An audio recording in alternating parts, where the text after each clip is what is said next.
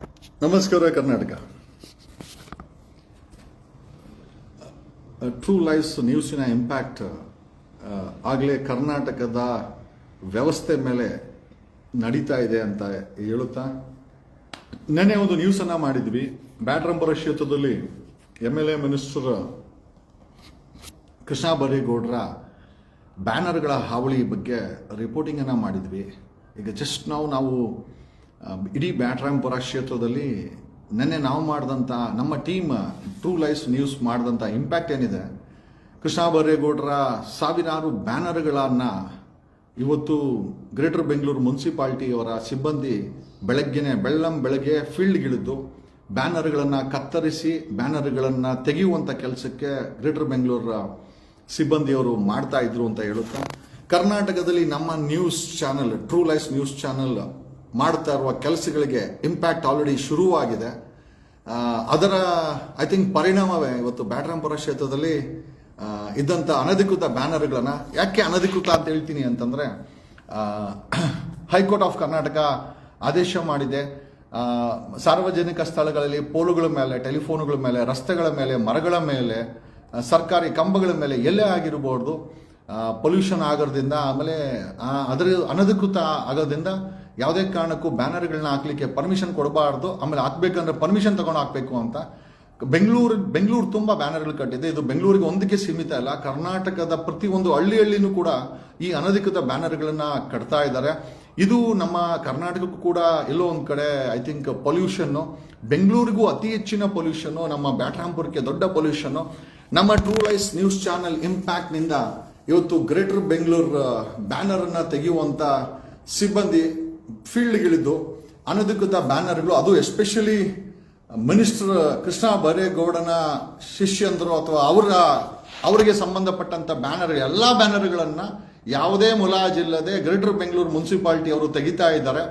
I think ನಮ್ಮ ಪ್ರಶ್ನೆ ಏನಪ್ಪ ಅಂತಂದರೆ, ಒಂದು ನ್ಯೂಸ್ ಚಾನಲ್ ಇಂಪ್ಯಾಕ್ಟ್ ಮಾಡಿದ್ರೆ ಮಾತ್ರನ ಕೆಲಸ ಮಾಡೋದು, ಇಲ್ಲ ಅಂತಂದರೆ ಸ್ವಇಚ್ಛೆಯಿಂದ ಕೆಲಸ ಮಾಡುವಂಥ ಶಕ್ತಿಯನ್ನು ಅಥವಾ ಪ್ರಾಮಾಣಿಕತೆಯನ್ನ ಗ್ರೇಟರ್ ಬೆಂಗಳೂರು ಅಂತ ಚೇಂಜ್ ಮಾಡೋದಷ್ಟೇ.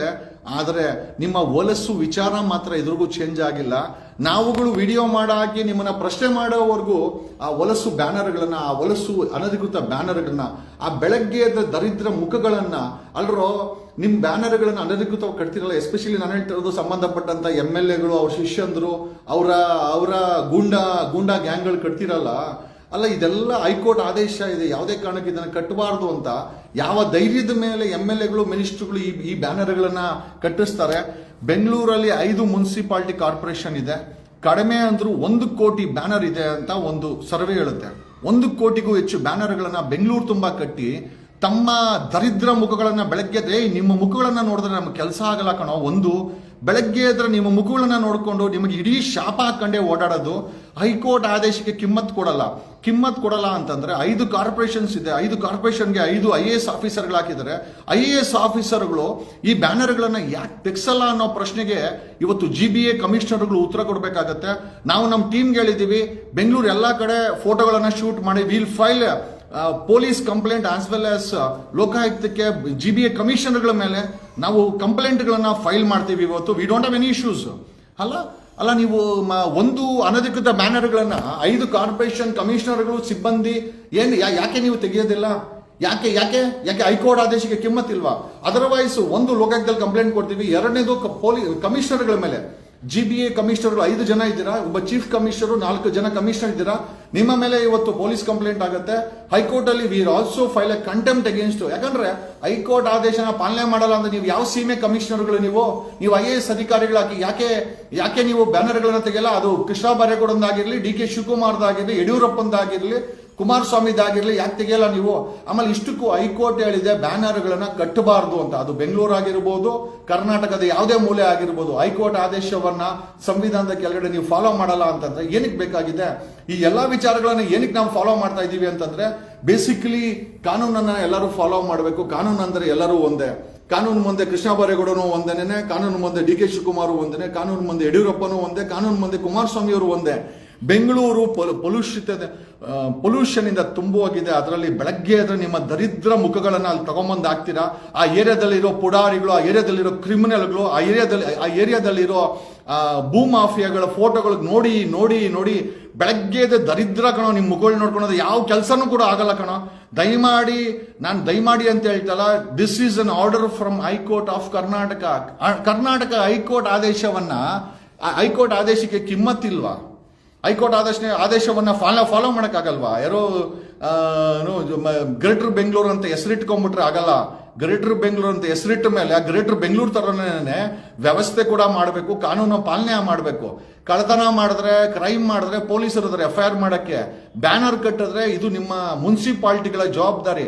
ಹೆಸರಿಗೆ 5 ಮುನ್ಸಿಪಾಲಿಟಿಗಳು, ಹೆಸರಿಗೆ 5 ಕಮಿಷನರ್ಗಳು ನಿಮಗೆ ಮಾಡಕ್ ಕೆಲಸ ಇಲ್ಲ. ನಿಮಗೆ ಕಾರ್ಗಳು ಕೊಟ್ಟು, ನಿಮ್ಗಳಿಗೆ ಸಿಬ್ಬಂದಿಗಳು ಕೊಟ್ಟು, ಯಾವನೋ ಮಿನಿಸ್ಟರ್ಗಳು MLAಗಳು ಬ್ಯಾನರ್ಗಳನ್ನ ಕಟ್ಟರೆ ನೋಡ್ಕೊಂಡು ಸುಮ್ಮನೆ ಇರ್ತಿರಲ್ಲ. ಸಂಬಳ ಏನ್ ಕೊಯ್ಸ್ಕೊಂತೀರಾ ನೀವು? ಸಂಬಳ ಏನ್ ಕೊಡ್ಬೇಕು ನಿಮ್ಗೆ? Why should we pay from our packet.